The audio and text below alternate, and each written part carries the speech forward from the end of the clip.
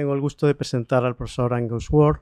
Él es filólogo, es hispanista, profesor de Historia de la Literatura o de Literatura de la Universidad de Birmingham y un gran especialista en la historiografía alfonsí, concretamente en la historia de España. De hecho, el título que nos propone y del que nos va a hablar, La guerra y las guerras en la historia de España de Alfonso X, fuentes, traducción y ejemplaridad. Además, muchas gracias. No, es arriba, es así. Sí. Sí, ¿no? Sí. Muchísimas gracias, Carlos. Bueno, primero me uno, por supuesto, a los agradecimientos, que realmente si no había nadie como Alfonso el Sabio en la Edad Media, y no lo había, tampoco hay nada como esto, ¿no? Que realmente estas jornadas es un momento muy especial, no solo en el contexto de los estudios alfonsinos, sino en la historia en la Edad Media, que en el espacio y en el tiempo no hay nada como esto. Y agradezco mucho la invitación y realmente es un honor estar aquí entre todos. Y sobre todo, por supuesto, agradecimientos al profesor Sánchez Taus, a Carlos y a Laura Fernández y sobre todo a la Fundación Caballero por la invitación, y a Inés Santiago y a los demás y las demás, no sé, cuyos nombres no sé. Pero, y sé que todo este tipo de eventos no puede tomar lugar sin el trabajo de muchos y muchas, y os lo agradezco a todos. Bueno, unas pequeñas aclaraciones antes de empezar. Primero, bueno, he hecho algo que, bueno, es la primera vez en mi vida que tengo la costumbre de escribir en español y después corregirlo o que alguien me lo corrige. Esta vez no lo he hecho. Bueno, en gran parte sí. Y por lo demás, solo para saberlo, lo escribí en inglés y lo pasé por un traductor automático para ver cuál sería la diferencia entre el hiberno castellano y el castellano robótico del DeepL. Así que perdonadme de antemano el castellano robótico, que saldrá de vez en cuando, pero el acento hiberno castellano saldrá de vez en cuando. Y bueno, otra cosa es que lo mío no tiene tantas imágenes bonitas como hemos tenido a lo largo de estas jornadas y lo siento mucho. Lo mío, por supuesto, que es textual y mis citas, casi todo lo que habrá en las diapositivas es texto. Había colocado gran parte de mi ejemplario en un archivo al cual se permitía el acceso por medio de este código QR, pero para mostrar la distancia entre teoría y práctica me parece que no funciona. Pero si queréis, y perdonad el tuteo, por cierto, si queréis intentar, pero me parece que no funciona, pero aparece en cada una de las diapositivas aquí abajo, pero si queréis intentar que funcione al ataque. Bueno, voy empezando. El veredicto de la historia no puede ser más claro y contundente. El apodo por el que se recuerda al rey Alfonso X de Castilla y León indica su verdadera contribución a la historia humana. Si en la introducción a su obra maestra el profesor Salvador Martínez comenta que Alfonso tuvo la suerte de ocupar el trono en un periodo de la historia cultural europea como no se había conocido nunca, y que su trabajo intelectual se escribe en un ámbito cultural, el ámbito cultural del siglo XIII. Hoy en día, fuera y dentro de la península, hay un reconocimiento general que la corte de Alfonso no solo responde a líneas y corrientes de desarrollo intelectual, sino que las forma, contribuyendo así en gran parte a la constitución de un fenómeno tildado por Robert Burns de renacimiento del siglo XIII. A pesar de los fracasos del fin de su reinado y la opinión del padre Mariano, el juicio de Clio es muy favorable para el rey sabio. Si es un tópico decir que Alfonso es una figura fundamental en el desarrollo de la cultura medieval europea, no por ello deja de ser la verdad. Y entiendo que vamos mal de tiempo y voy cortando si es necesario.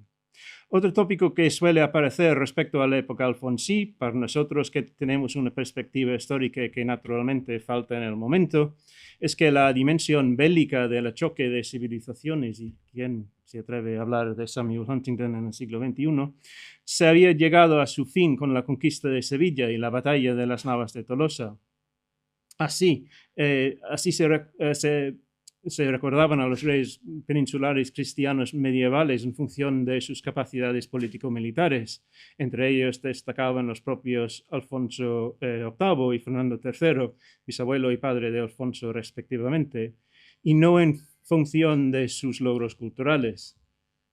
Pero las visiones generales de este tipo, por muy útiles que puedan ser en ciertas circunstancias, distan mucho del nivel de matiz que pide la historia.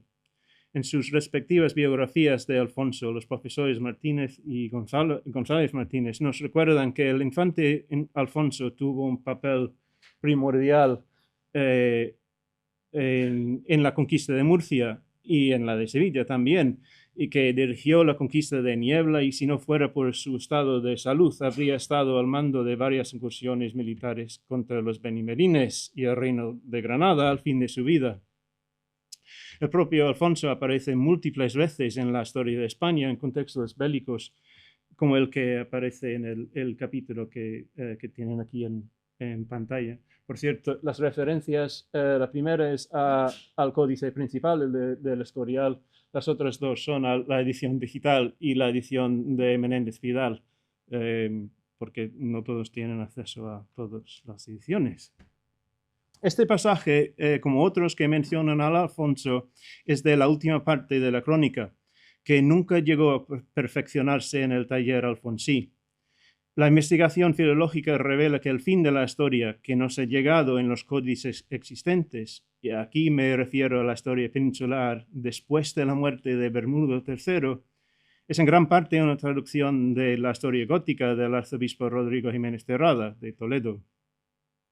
Esta referencia al infante Alfonso en esta cita ocurre justo antes de la despedida del arzobispo, cuando de Rebus España llega a su fin.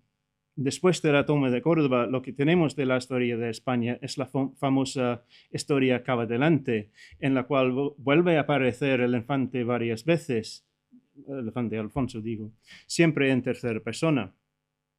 La referencia a Alfonso citado aquí antes del fin de la crónica del arzobispo no está en el texto de Rodrigo, de la cual deducimos que un primer revisor o traductor ha añadido detalles de la vida de Alfonso, siempre en contextos bélicos y no culturales, a la narración. No sabemos si la versión crítica, fruto de los últimos años de la vida de Alfonso, habría reescrito estos pasajes, ya que el único códice completo no contiene el texto crítico en la última sección, sino una versión de la crónica particular de San Fernando. Sin querer caer en determinismo histórico ni psicológico respecto al autor intelectual, aún así no hay duda de que la guerra y las guerras fueron, como sería lógico para cualquier rey medieval, elementos primordiales en la vida de Alfonso y en sus historias. En lo que sigue, mi propósito es el de analizar la guerra y las guerras en la historia de España desde varias perspectivas y tomando en cuenta varios contextos. En primer lugar, hay que señalar que no hay una historia de España, ya que la obra en sí nunca llegó a acabarse. La única versión autorizada es la del Códice Escorialense I y de los dos primeros cuadernos del otro códice del siglo XIII, II. A ello añado, pero con cautela, el texto de 1289, citado arriba, pero siempre reconociendo que, aunque es material producido en el scriptorium real, se compuso después de la muerte del rey sabio. También me referiré a texto compuesto en los talleres alfonsíes, pero del que no tenemos material textual manuscrito contemporáneo. La crítica textual nos ofrece hipótesis de texto a veces muy robustos, pero siempre hay que tener en cuenta que la validez de las conclusiones depende de la naturaleza textual de la materia prima. En parte, mi metodología depende del análisis de la traducción de las fuentes, como indico en el título.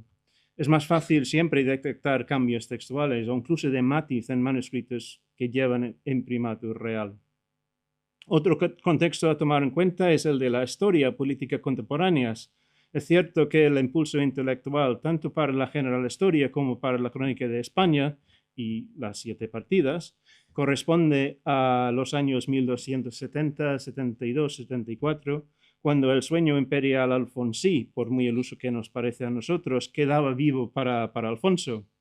Además, es un momento en el que el reinado es un momento del reinado de Alfonso que posiblemente habría parecido bastante positivo para el rey, superado ya el levantamiento mudéjar, el futuro asegurado después del matrimonio de su primogénito Fernando. La revuelta de los nobles y el annus horribilis de 1275 que le esperaban no afectaron sus actividades intensos intelectuales. Y como comenta el profesor González, hasta 1272 el reinado había discurrido por cauces que podríamos considerar normales. Y si el rey padecía de varios problemas médicos mientras residía en Murcia en esa época, está claro que los resultados historiográficos producidos en esos años, que la empresa político-textual de su autor intelectual llegaba a su apogeo. La obra alfonsí está empapada de elementos bélicos, buen reflejo de un rey guerrero, la pregunta que nos hizo el otro día, hasta en los últimos meses de la vida del rey.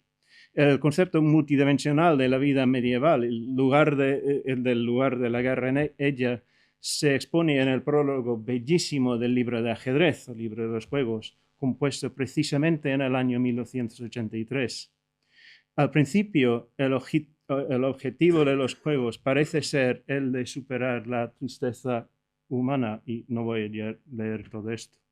Otra vez se nos presenta la tentación, por supuesto, de caer en determinismo psicológico. Por mucho que nos tente la idea de un rey triste trabajando en un texto lúdico en lo que había de ser el último año de su vida, mientras contemplaba el desastre político personal que le tocaba vivir, la relación entre la alegría y los juegos ya se había establecido, por ejemplo, en las 7 partidas, donde se crea una imagen de rey ideal. Aquí a continuación vemos la función principal de los juegos, una que cuadra perfectamente con una configuración social dentro de la cual la capacidad de lidiar y guerrear no era únicamente una marca de rango social, sino obligación personal.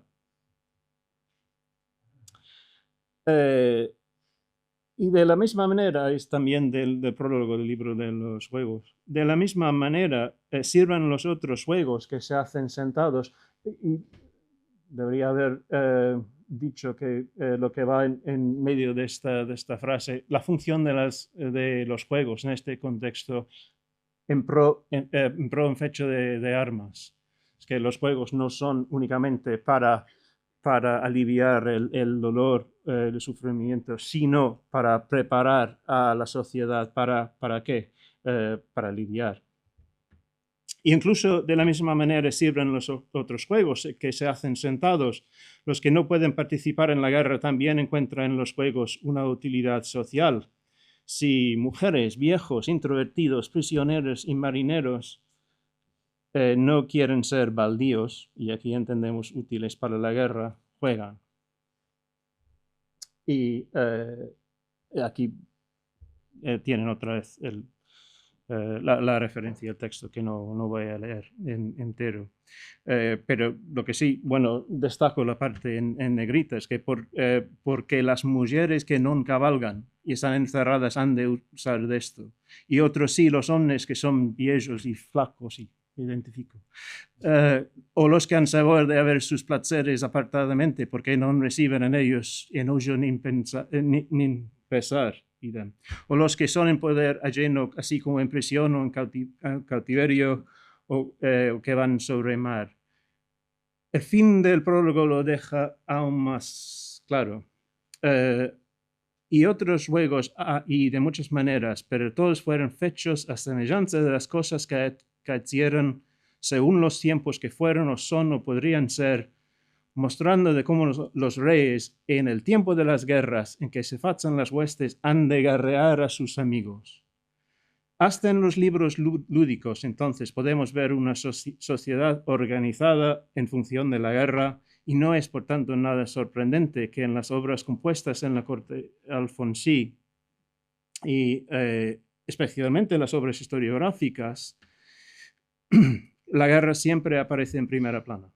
Y aquí entendemos el concepto general de la guerra en su variedad semántica, el comportamiento de los guerreros, la guerra, para citar mal a Clausewitz, como continuación de la política por otros medios, la guerra ejemplar, la guerra o las batallas, que no son lo mismo, como un elemento narrativo estructural, la práctica discursiva de la guerra y su valor simbólico. En lo que sigue, analizo desde mi perspectiva subjetiva determinados pasajes de la historia de España en los que la guerra en sus varias formas tiene un papel especialmente notable. La crónica de España, por supuesto, se compuso en un contexto particular en la primera mitad de la década de los 70, años que corresponden no solo a un intenso periodo intelectual, legislativo y cultural, como señalamos arriba, sino también a fenómenos de política interna, externa y económica, como son la revuelta de los nobles, la ida al imperio o incluso el establecimiento de la Mesta. Si es verdad que los contextos de composición de las obras escritas no determinan sus contenidos, sí pueden tener una influencia en ellos, por lo que no limitamos nuestro análisis de la historia de España al contenido escrito discursivo de los códices. Y en el caso concreto de la guerra no tenemos que deducir conceptos de sus realizaciones concretas en las páginas de los textos historiográficos, ya que encontramos una definición que ya ha sido citado, en las obras legislativas. En el espéculo, compuesto en la primera década del reinado de Alfonso, y cuyo libro 3, ley primera, tiene por título que las huestes y las guerras que se fazan las unas para conquerir y las otras para defender, el enfoque retórico cae no en el qué de las guerras, término que aparece en el segundo plano frente a huestes, sino en el por qué. Este enfoque se mantiene en las 7 partidas, donde encontramos una serie extensa de títulos y leyes sobre la defensa del reino y las responsabilidades de los vasallos. Pero la segunda partida nos ofrece no solo una definición de la guerra, sino también en el título 23, ley primera, una taxonomía cuartipartita de la misma, que es que tienen en la pantalla. Hasta la estructura sintáctica nos indica la red de conexiones simbólicas a través del proyecto Alfonsí. Los sabios antiguos hace eco a varios capítulos de la producción historiográfica. De hecho, la primera frase de la historia de España empieza: los sabios antiguos, que fueron los tiempos primeros y fallaron los saberes y las otras cosas. A nivel global, podríamos pensar del proyecto de las partidas como la representación ideal teórica de una sociedad y la de la historiografía como una representación narrativa de la historia humana que nos ofrece momentos ejemplares, para bien o para mal, correspondientes. Y es de notar que las partidas raramente citan ejemplos, por lo que las pocas veces que lo hacen tienen un impacto particular, como veremos adelante. Es más, esta ley es una adición importante al Código Alfonsí. De las 4 maneras de guerra, como pueden ver, tan solo una nos parece positivo, la guerra justa. Y es de especial interés que la tercera y la cuarta se refieren no al concepto de la guerra en sí, sino a la guerra civil y fratricida. Un ejemplo de la metodología alfonsí, por decirlo así, se encuentra en un pasaje que he comentado en otro lugar y que nos revela la red de fuentes y referencias que empleaban los alfonsíes, en este caso respecto al comportamiento de los guerreros en tiempos de guerra y campañas militares. Las 7 partidas, por supuesto, nos proporcionan múltiples ejemplos del comportamiento ejemplar en condiciones de guerra, entre los que destaca partida segunda 26.3, como los hombres no se deben parar a robar cuando entrar en villa, etcétera, etcétera. El motivo de esta ley se deja claro cuando comenta que, y por esto, son muchas vegadas vencidos o muertos o presos, y aún viene de otro mal, que facen perder al Señor aquel lugar por su culpa, de que podría ser heredado, y ellos otros sí pierden el bien que podrían haber. Un pasaje de la historia de España que llama la atención al comportamiento del oeste ocurre en el reinado de Wamba, que he comentado en otro lugar, y es este, que está en la pantalla. Esta vez no he puesto la fuente, pero la fuente es Lucas de Tuy. Y hay una diferencia interesante entre cómo representan, los dos textos representan los eventos. Es de sobra reconocido que la fuente estructural de la historia es la crónica de Rodrigo Jiménez Cerrada, pero en este caso es Lucas de Tuy, que copia a su vez las palabras de Julián de Toledo. Leo un poco la cita y para enfatizar algo. El rey entonces con los más pocos cinco entonces con los más pocos íbase, pues aquellos que se fueron para Osona, mas el diablo, que es enemigo de todo bien y siempre puña que en las buenas obras mete su mala semilla, movió a unos de la hueste de Guisa que comenzaron a hacer por la tierra robos y adulterios con las mujeres casadas y quemar las casas. El rey, como era señor derechorero, fizo en aquellas tal venganza como si cayesen en culpa de querer matar señor. Y esto hacía él por dar a todos ejemplo que no nos hacen cometer tal cosa. Por cierto, el texto de Lucas, bueno, es más bíblico, digamos, sin entrar en detalles. Los alfonsíes lo reescriban para su fin, para su propio fin en el contexto alfonsí. Y acaba con otra arenga, esta vez de Rey Wamba. Por ende conviene de guardarnos que no movamos contra nos el derecho juicio de Dios y seamos astragados más por los nuestros pecados que por fuerza de enemigos. Así que la gloria y el prez de los godos dantes nos ganaron por sus armas, que lo non perdamos nos agora por nuestras malas costumbres. En este caso, entonces, vemos el valor ejemplar de la historia que ilustra las responsabilidades del rey y su buen comportamiento. Quitando las referencias bíblicas y los detalles sexuales, la historia enfatiza no solo el papel del rey, sino también el enlace entre la gloria y el éxito militar de los godos, de los cuales el mismo Alfonso es heredor. La obligación del rey frente a Dios es punir a los que cometen violaciones. En las famosas ordenanzas de Richard II del año 1385, el resultado es parecido.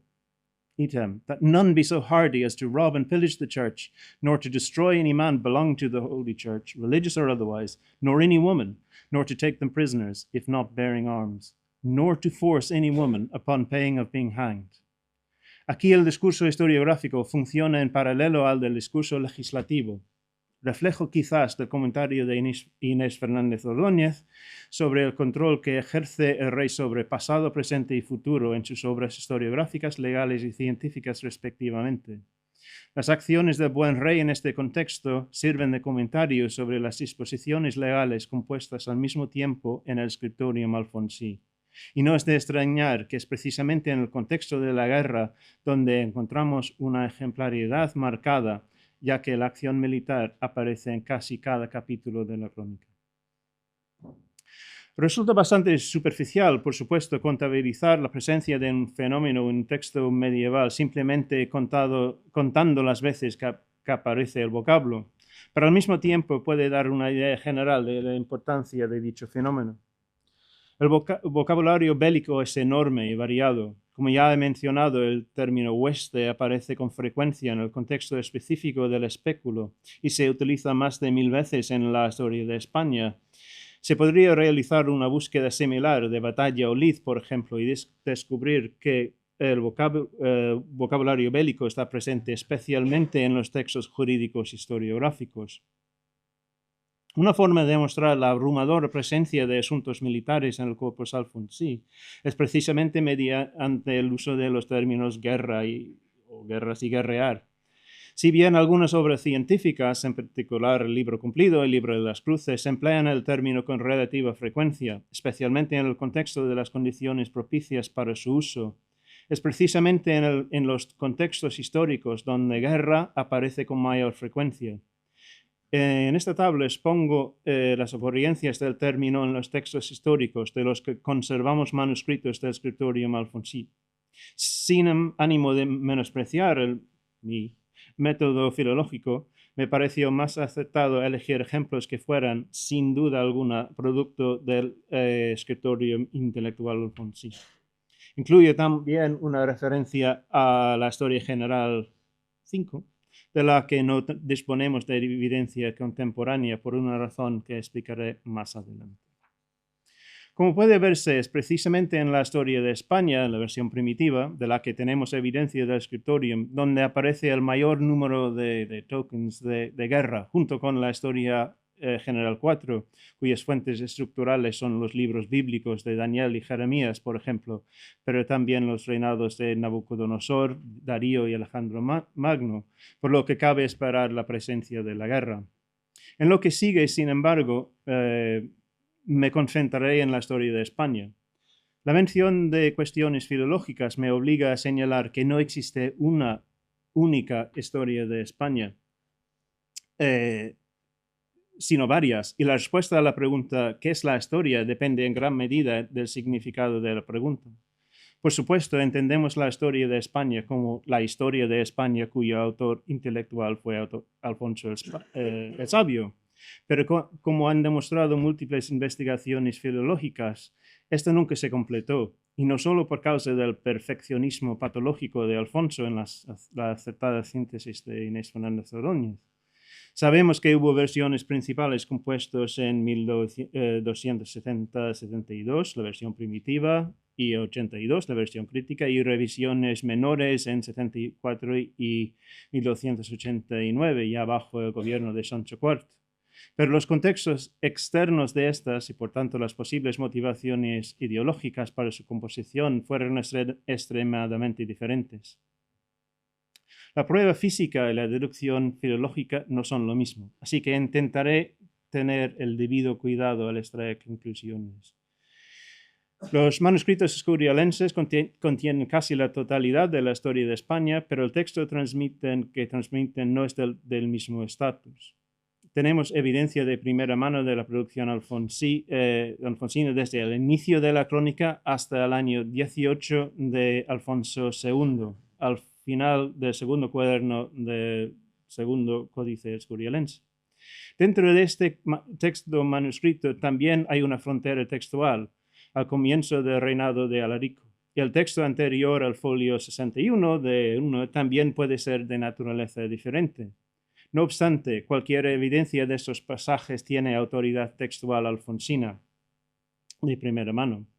Entre el año 18 de Alfonso II y final del reinado de Bermudo III, solo tenemos evidencia indirecta de la versión primitiva. Y para el final de la crónica, desde Fernando I hasta la muerte de Fernando III, no hay texto completo de la historia, más allá de una traducción ampliada de Rebus España, completada por la historia que va adelante, que ya he comentado. A continuación, divido mis ejemplos en dos secciones y me enfoco en la primera, según la naturaleza de la evidencia. Intento analizar las formas en que se utilizan las guerras y la guerra en la historia. Tomo mis ejemplos de toda la historia, pero me concentro particularmente en esta primera parte, que dividir también en tres grandes secciones: la prehistoria e historia romana hasta el comienzo del imperio, la historia romana imperial y la historia de los godos. Después, pero probablemente no me da tiempo, hay algunos ejemplos del resto de la crónica, pero no es realmente, como acabo de decir, no es realmente alfonsín. Bueno, mi primera sección es los orígenes, Cartago, Julio César y España. La primera sección es aquella parte de la historia que corresponde a los primeros 9 cuadernos del manuscrito alfonsí. Se trata de una sección que recoge los primeros habitantes de la península y los orígenes de Cartago, pero gran parte de ella está dedicada en un primer momento a las guerras púnicas y posteriormente de forma muy extensa a la relación de la guerra civil entre Julio César y Pompeo. Por supuesto, la cuestión de la guerra aparece en primer plano en la crónica, precisamente en el relato de las guerras púnicas, pero es la forma en que aparece allí y la sutil reescritura y los énfasis alterados lo que revela cómo se trazan las asociaciones simbólicas de la guerra en el contexto de finales del siglo XIII. Un ejemplo concreto de ello ya puede observarse en un gran momento de crisis de la Segunda Guerra Púnica, tras las derrotas del lago Trasimeno y Cannae. La sección de la historia que describe el dramático momento en el que Escipión arrenga a los romanos derrotados se basa principalmente en Orosio, complementado por la Historia Romanorum de Rodrigo Jiménez de Rada. Y otra vez, no voy a leer las citas, pero es un momento de dramatismo bélico en la historia. Acaba con un momento en el que nadie se atreve a ir a España, porque los romanos tienen tanto miedo a los españoles. Es únicamente Escipión el que se levanta a irse a España, a lidiar en España. La ampliación retórica del texto original es muy habitual en las historias alfonsinas, pero lo que nos interesa aquí es el nivel de detalle añadido.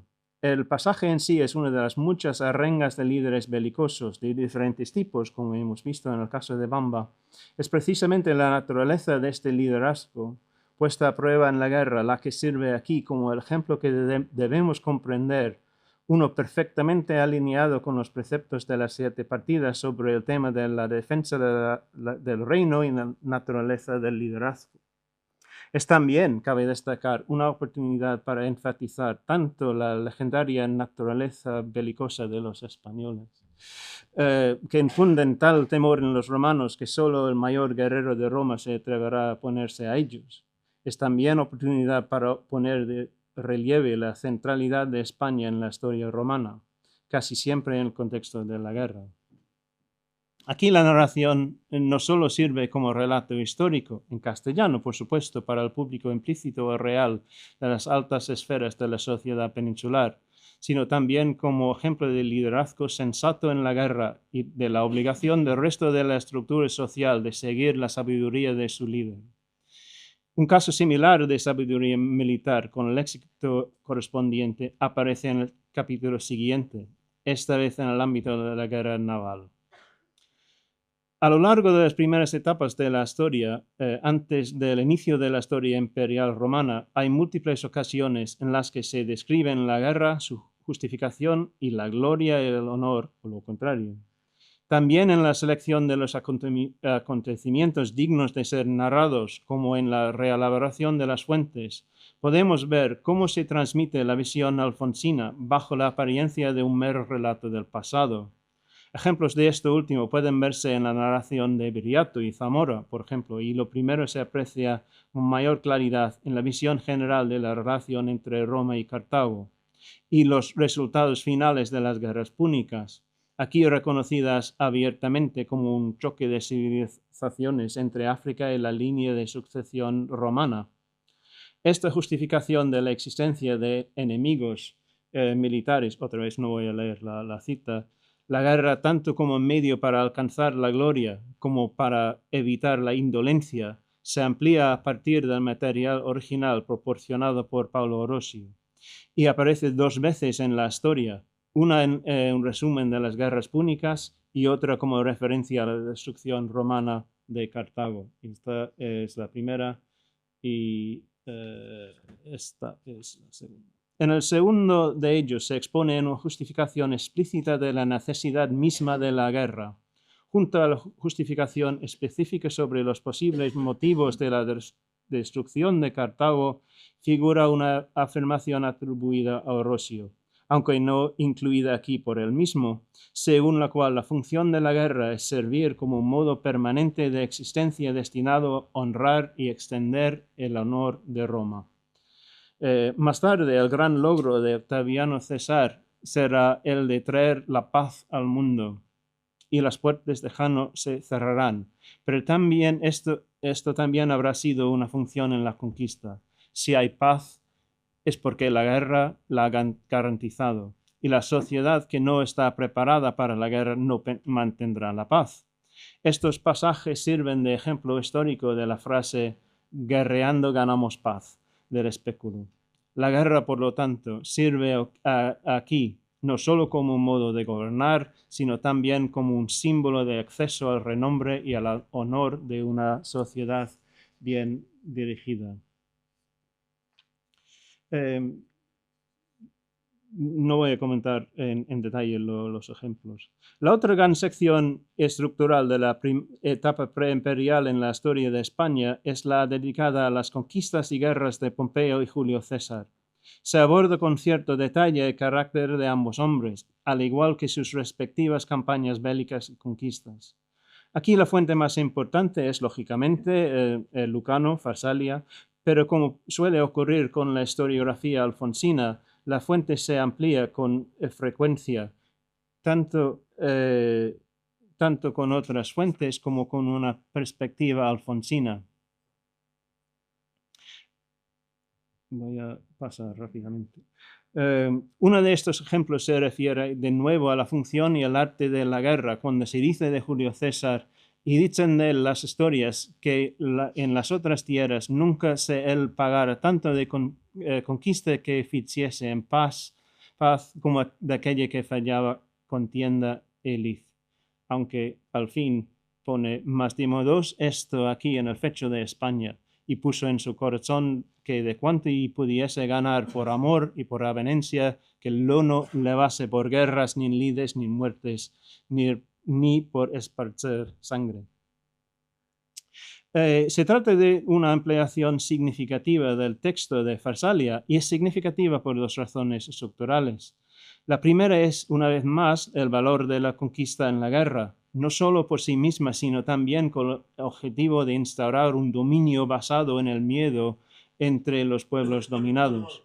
La segunda es que esto no se aplica en el caso de Julio César a España, pues España ocupa lógicamente en la historia un lugar privilegiado, validado nada menos que por César.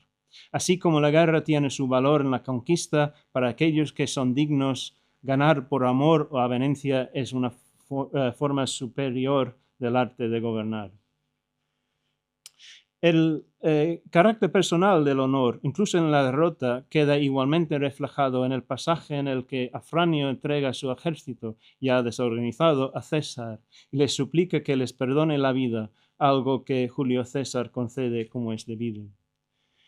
Destaco este pasaje por varias razones. En primer lugar, y de forma inusual, se trata de una de las pocas ocasiones en las que el texto de la crónica alfonsina es más breve que su fuente, aunque, como es habitual, contiene referencias específicas a España. En segundo lugar, excluye expresamente cualquier mención a la guerra civil. En tercer lugar, procede de una fuente, Farsalia, que también es una fuente importante para la general historia, en este caso la quinta parte. Aunque, por supuesto, esta parte de la general historia nunca se completó.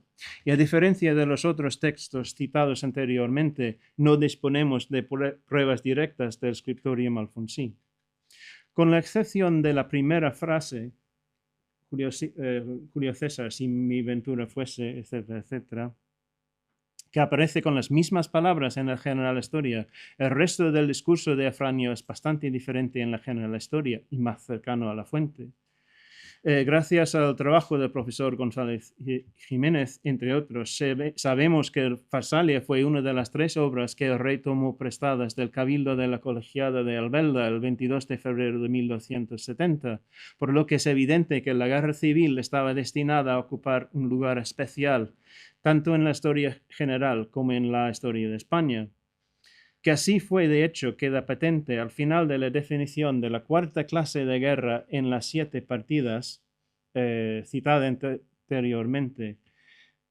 que dice respecto al plusquam civiles, así como fue, las 7 partidas, así como fue entre César y Pompeo, que eran suegro y yerno, y en la cual guerra los romanos guerreaban los padres contra los hijos, hermanos contra los hermanos, teniendo los unos con César y los otros con Pompeo.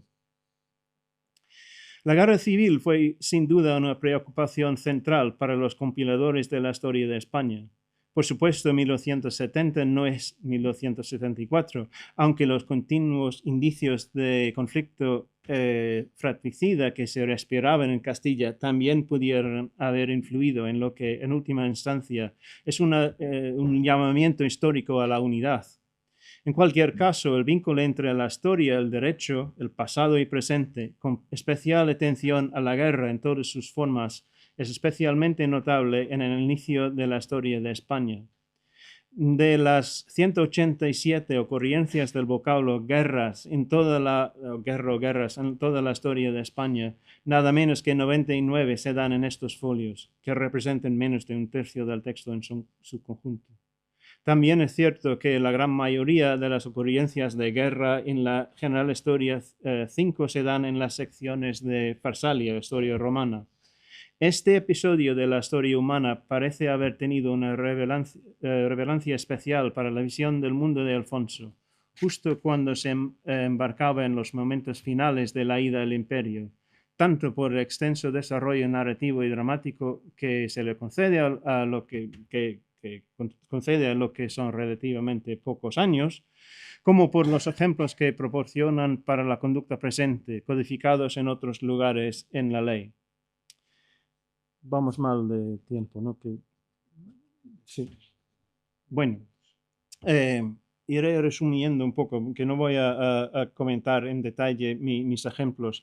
En el caso de la historia imperial, las características narrativas de la historia cambian en cierta medida, mientras que anteriormente la estructura misma de la historia se basaba en acontecimientos narrativos, a menudo tratados con gran detalle, como acabamos de ver. A partir de la transición al imperio, el enfoque se vuelve más abiertamente cronológico y los capítulos individuales se centran en los años de reinado de los diferentes emperadores en lugar de en elementos narrativos temáticos. Y es un ejemplo en concreto aquí, que es un momento bélico, pero es del imperio de Constantino, pero está aquí por el motivo cristiano y no por el detalle de la guerra. Se podría decir algo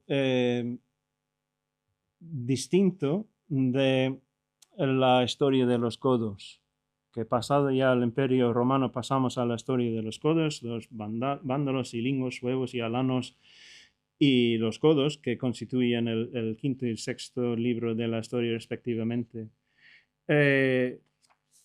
Como puede imaginar, en el caso de un pueblo tan belicoso, estas historias contienen una gran cantidad de referencias militares, pero en muchos casos estos no van más allá del tipo de alusiones a batallas que nos resultan familiares de la Roma imperial. No obstante, la naturaleza del sistema político que subyace a ello, y de hecho las cualidades marciales y sabiduría de los propios godos, quedan al descubierto en repetidas ocasiones. Como corresponde a la estirpe de pueblos que gobierna el propio Alfonso, el valor del coraje, el honor, la ferocidad se revela desde el principio, otra vez con alusión a la figura de Julio César, que, según cuentan las historias, entre todos los otros, los godos fueron ahí más fuertes y lidiaron más derecho, así que Julio César, con miedo de ellos, asmó de fuir, sino por la noche que partió la batalla, pero lo supera al fin.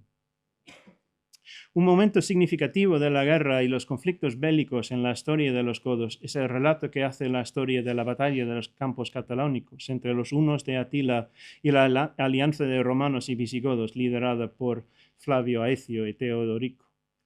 Aunque en ello participaron los visigodos, esto toma lugar muy lejos de la península. Y sin embargo, todos los momentos de guerra en las secciones posteriores a la guerra civil de la historia de España es quizás el que da lugar a la experiencia más cercana y tal vez más literaria de la guerra.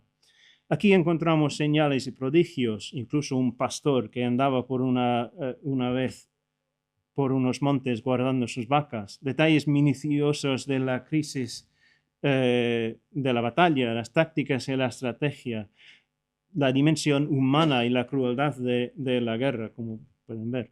La importancia de la resistencia militar a la invasión, en este caso una alianza ideal entre Roma y los visigodos, es evidente para todos, al igual que la consecuencia posterior, al menos para los visigodos, que en breve dominarán España. Voy a pasar rápidamente a lo demás de la historia, que hay muchos más ejemplos, por supuesto. Voy a pasar rápidamente a lo demás de la historia, que no es realmente Alfonsí, que no tenemos ejemplos de la... que no viene del scriptorium Alfonsí. Lo que es realmente la historia después de la muerte después del año 18 de Alfonso II, nunca llegó a completarse, o realmente nunca llegó a completarse en el scriptorium, y eso por varias razones.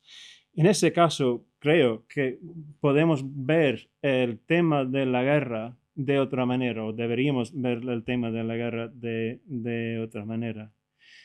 En muchos casos, lo que tenemos de la guerra en esa parte de la crónica es, aparece a base de relatos épicos. Y el carácter entonces de los elementos bélicos, de la descripción de la guerra, cambia por completo. Y deja de ser una relación tan integrada de la ley y la historia, y empieza a construirse más bien de forma literaria, diríamos. Pero no quiero acabar sin comentar un ejemplo. De hecho, es el ejemplo en toda la historia.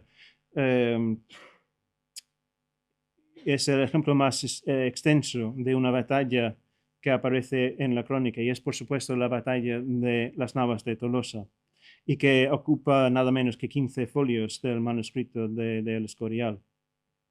Aunque, como se ha mencionado anteriormente, la versión alfonsina incompleta que se incorpora a la historia en el scriptorium de Sancho en 1289 es fundamentalmente una traducción de la totalidad del libro 8 de Herbus Españae.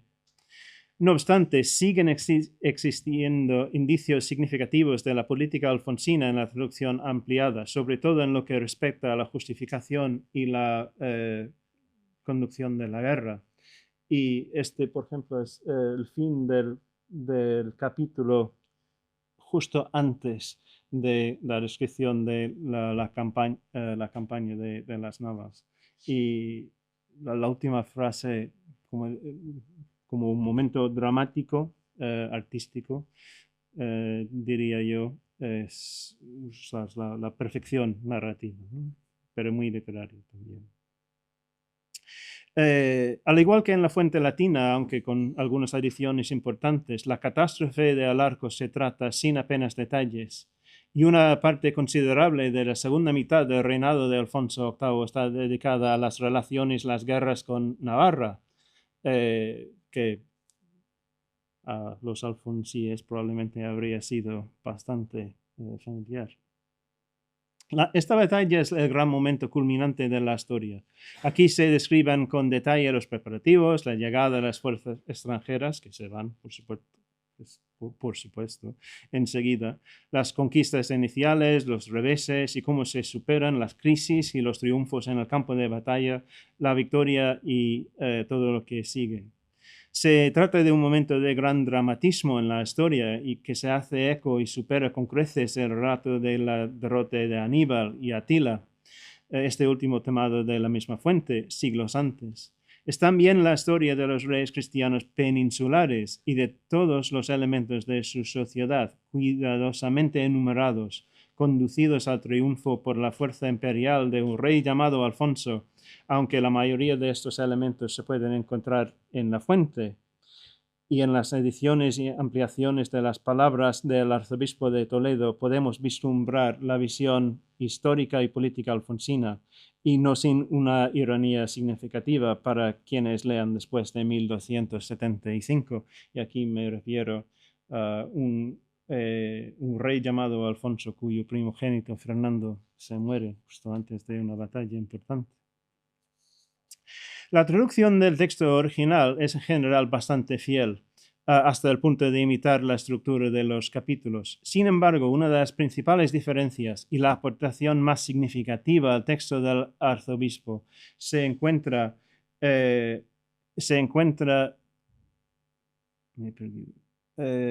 los preparativos para la batalla antes de que los ejércitos salgan de Toledo. Y es esta cita, todo esto es nuevo, ¿no? Que no es de la fuente de Rodrigo. Desde los susnaturales hubo el rey don Alfonso puesto en recaudo de esta guisa, apartóse otro día con los de Aragón y portugaleses y gallegos, que los navarros todavía no habían llegado, y asturianos, esos que ahí vinieron. Y díxoles así el rey don Alfonso: amigos, todos no somos españoles.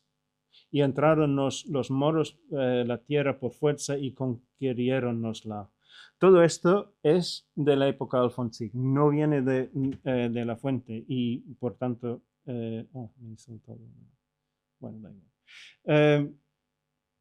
no es de la fuente, sino es una edición, son los pocos añadidos que hay en la versión en castellano. A lo largo de todo el relato se hace especial hincapié en los motivos concretos de la guerra, la venganza por las pérdidas sufridas en el pasado y la recuperación de lo que por derecho pertenece al linaje de los últimos gobernantes de la península. Y aunque esto va acompañado de repetidos elogios a Alfonso, también queda claro que se trata de una empresa colectiva, más aún cuando llega el rey de Navarra. Si bien la tensión y el dramatismo se mantienen altos a lo largo de toda la obra, como corresponde al lugar que ocupa la guerra en esta sociedad, también queda claro que todo ello está al servicio de un orden imperial concreto, en perfecta consonancia con la visión de la sociedad esbozada en las 7 partidas. Y aquí tenemos otra vez una imagen de un rey Alfonso prometiendo a los suyos mucho bien y mucha merced, y mejorarles los fueros y bajarles los pechos. Y no sé si Alfonso VIII realmente dijo eso. Bueno, voy acabando. El resto de la crónica, compuesto principalmente por la campaña y asedio de Sevilla, es por tanto de un tipo similar y apunta a una forma de narración bélica, como aquí otra vez tenemos al infante Alfonso. A una forma de narración bélica, como señalan Leonardo Funes, Maxi Soler y Manuel Hijano, se hará cada vez más habitual en la historiografía de Castilla medieval tardía. El enfoque se centra menos en la estrategia, en la amplia perspectiva histórica milenaria y más en la hazaña individual. Esta será la historia de la guerra como hazaña individual y no como ejemplo colectivo histórico, como era el caso en el inicio de la historia de España. Pero tal vez esto sea una consecuencia inevitable del intento de incorporar los acontecimientos contemporáneos de forma continua en una narrativa coherente y autónoma, la tensión descrita por Hayden Weiss como la diferencia entre historia y crónica. Bueno, voy acabando. La historiografía de Alfonso X no se elaboró en un vacío intelectual o político. El contexto de la década de 1270 y la redacción simultánea de obras jurídicas relacionadas pueden proporcionar un marco analítico útil en el que interpretar las sutiles variaciones en los relatos del pasado. Y en este sentido, y con especial referencia a la presencia de la guerra en la historia de España, podemos imaginar que la construcción discursiva del pasado, así como la sutil reescritura y combinación de fuentes, se lleva a cabo con pleno conocimiento de un proyecto jurídico cuyo objetivo último es el ordenamiento de una sociedad contemporánea cuyo líder es más que el primero entre iguales. El recuento del pasado, en este sentido, sirve como ejemplo, tanto positivo como negativo, de un orden social y político en formación en la década de 1270. Esto es particularmente el caso en el pasado lejano y en la figura de Julio César, el primer emperador romano que aparece no solo en la historia de España, sino también en las 7 partidas y en la general historia. Quizás no sea una coincidencia que el análisis de Gabriel Spiegel sobre la tradición vernácula francesa se centre en César y concretamente en las erupciones de Farsalia, aunque en condiciones ideológicas de composición bastante diferentes. En la historia de la península anterior a la conquista, pues podemos ver la guerra en el contexto de la ley y de las ganancias tanto estratégicas como tácticas. La estructura discursiva de la historia de España comienza a cambiar a medida que la narración se acerca a la época contemporánea.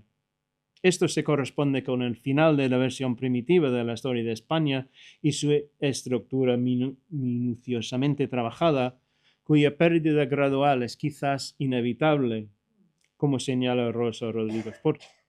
Pero el valor narrativo de estos textos historiográficos no es solo una función de sus contextos de composición. Al fin y al cabo, tales textos, como cualquier otro, son tanto producto de su composición, su contexto de composición, como a su vez generadores de diferentes lecturas en contextos muy diversos. La incorporación de narrativas épicas, relativamente contemporáneas, apunta a un objetivo diferente de la narrativa histórica y uno que, como señala Louise Hayward con respecto al poema de Alexandre, cuando afirma que la estructura formal y el adorno retórico son aspectos clave del poema de Alexandre, que sirven para realzar su atractivo estético y reforzar los temas clave. Si la guerra tiene un papel ideológico en el relato de la historia de España sobre una historia lejana, también puede tener una dimensión estética de forma bastante diferente. Dado que la materia de la historia no puede terminar, como sí lo hace la historia lejana, la dimensión ejemplar de su narrativa militar también difiere a medida que los personajes se vuelven familiares para el presente de los oyentes. Tal vez esto es lo que los compiladores de la historia tenían en mente en su primer borrador de las Navas de Tolosa y la conquista de Sevilla. Muchas gracias.